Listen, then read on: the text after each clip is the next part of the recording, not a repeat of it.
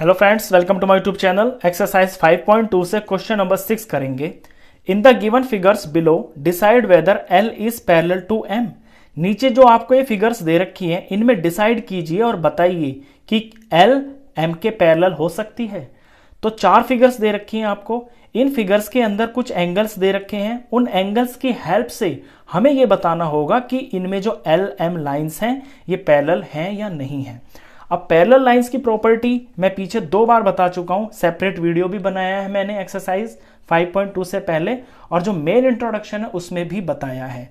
Parallel line तब होती हैं जब या तो करस्पॉन्डिंग एंगल्स बराबर हो, करस्पॉन्डिंग एंगल्स बराबर हो तब होती हैं, या फिर ऑल्टरनेट इंटीरियर एंगल्स बराबर हो तब पैरेलल लाइंस होती हैं, या फिर interior angles on the same side of transversal, जैसे कि ये दो लाइंस हैं, ये ट्रांसवर्सल है, इसके अंदर के ये दोनों एंगल्स मिलके 180 डिग्री हो जाएं तो ये लाइंस पैरेलल होती हैं।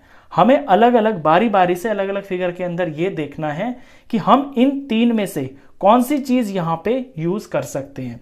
तो फर्स्ट फिगर को देखिए, ये बुक में फिगर्स दे रखी है, मैंने सेपरेट सेपरेट हर पार्ट की फिगर अलग बना रखी है बड़ी बड़ी, तो आप इसमें देखना। ये फर्स्ट फिगर है, यहां पे एल और एम लाइंस हैं। अभी ये पैरेलल है या नहीं है हमें नहीं है पता। ये ट्रांसवर्सल एन है।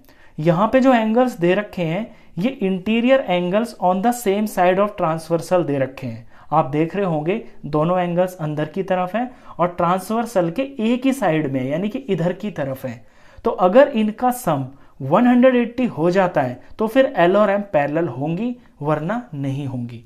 तो चलिए इनका सम कर देते हैं। 126 डिग्री प्लस 44 डिग्री, इनका सम जब किया तो 126 और ये 44, ये 10 हुआ, ये 1 यहाँ पे 7 हो गया और ये 170। तो 170 हुआ है इनका सम, 180 तो नहीं हुआ। तो 180 नहीं हुआ तो एल और एम पैरेलल नहीं होंगी। थोड़ा सा रीजन जरूर लिख देंगे, बिकॉज यहाँ पे जो है sum of interior, because sum of interior angles on the same side of transversal is not 180 degree. 180 degree भी लिख सकते हैं, सप्लीमेंट्री भी लिख सकते हैं। is not 180 degree, therefore L is not parallel, ये पैरेलल का निशान होता है, L is not parallel to M। तो यहां पे हमने interior angles on the same side of transversal की प्रॉपर्टी यूज की, क्योंकि वही दो एंगल्स हमें यहां पे दे रखे थे। चलिए फिगर नंबर 2 पे चलते हैं। फिगर 2 के अंदर आप देख रहे होंगे कि ये L और ये M है। यही हमें बतानी है कि ये पैरेलल है या नहीं है। वैसे तो फिगर को देख के कोई भी बता देगा कि ये पैरेलल नहीं है। क्यों? ये यहां से इनका जो डिस्टेंस है ये ब्रॉड है, और जैसे जैसे जैसे ये आगे जा रही हैं ये पतली होती जा रही हैं, और आगे कहीं पे जाके ये बिल्कुल एक पॉइंट पे मिल जाएंगी। तो ये पैरेलल लाइन तो बिल्कुल भी नहीं है।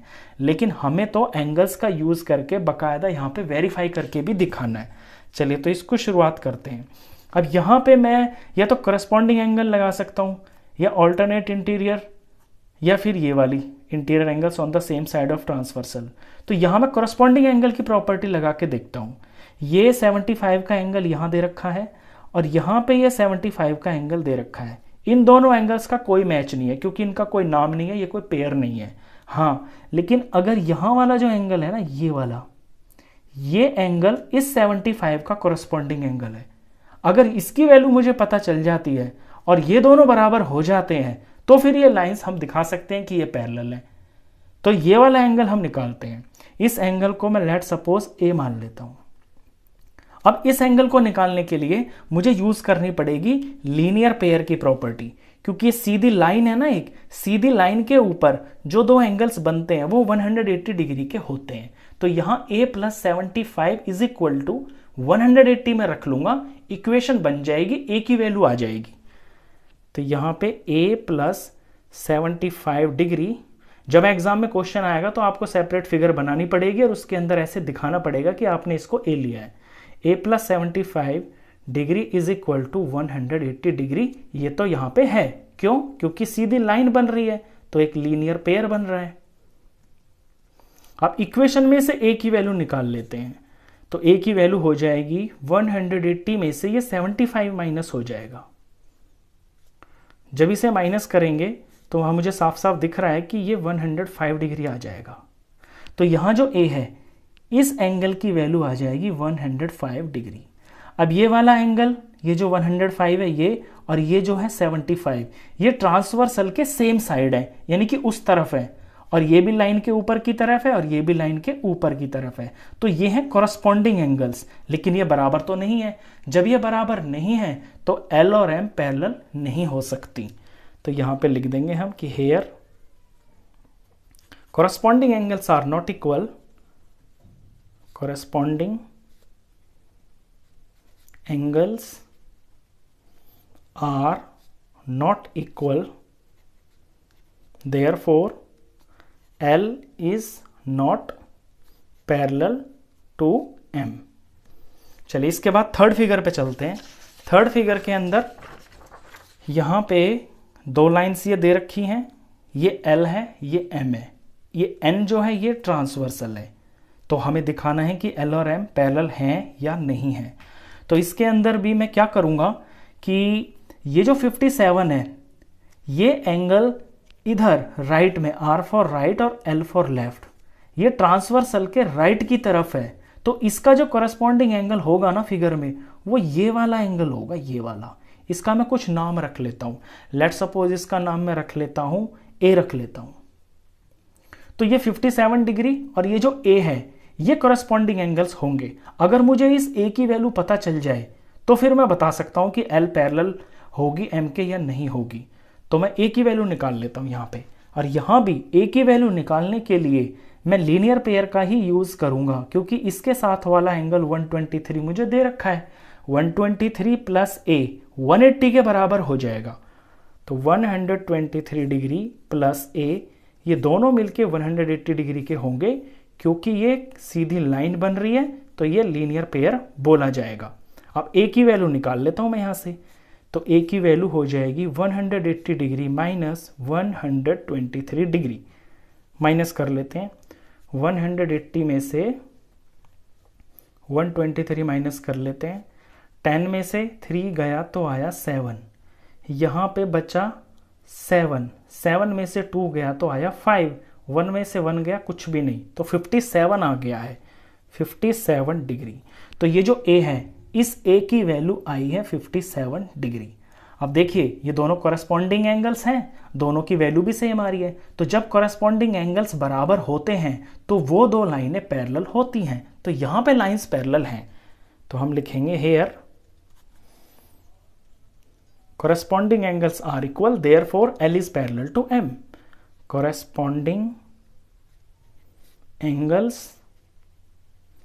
are equal, therefore L is parallel to M। चलिए फोर्थ फिगर देखिए। फोर्थ फिगर के अंदर भी L और M ये दो लाइन है, ये N इनकी ट्रांसवर्सल है। फिगर को देखते ही वैसे पता चल रहा है कि ये पैरेलल लाइंस नहीं है। क्यों? क्योंकि पैरेलल लाइंस के बीच का जो गैप होता है ना वो थ्रू आउट सेम रहता है। जैसे रजिस्टर में आप सारी लाइंस देखते हैं वो पैरेलल होती हैं। रेलवे ट्रैक होता है ये, इनके बीच में जहां से शुरू हो जहां तक खत्म हो सारा गैप बराबर होता है। लेकिन यहाँ गैप ज़्यादा है, यहाँ पे कम है। जब ये आगे को ऐसे बढ़ती जाएंगी दोनों की दोनों तो कहीं पे मिल जाएंगी, इंटरसेक्टिंग लाइंस हो जाएंगी ये। तो ये इंटरसेक्टिंग लाइंस ही हैं, लेकिन हमें तो मैथमेटिकली बकायदा एंगल्स का यूज़ करके इसको प्रूफ भी करना है, दिखाना है। तो यहाँ पे हम क्या करेंगे, यहाँ भी मैं कॉरस्पॉन्डिंग एंगल्स का यूज़ कर लूँगा।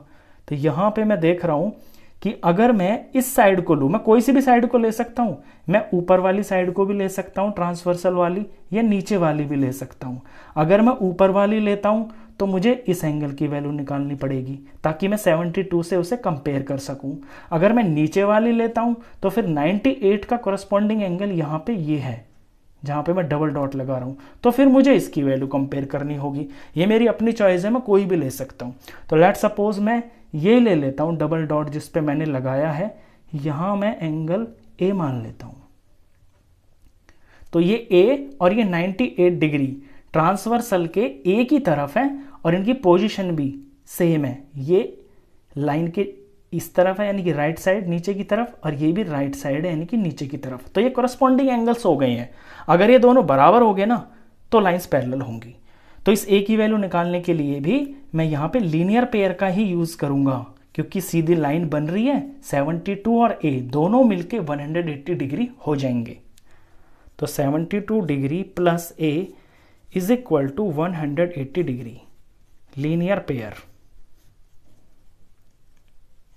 यहां से ए की वैल्यू मैं निकाल लेता हूं।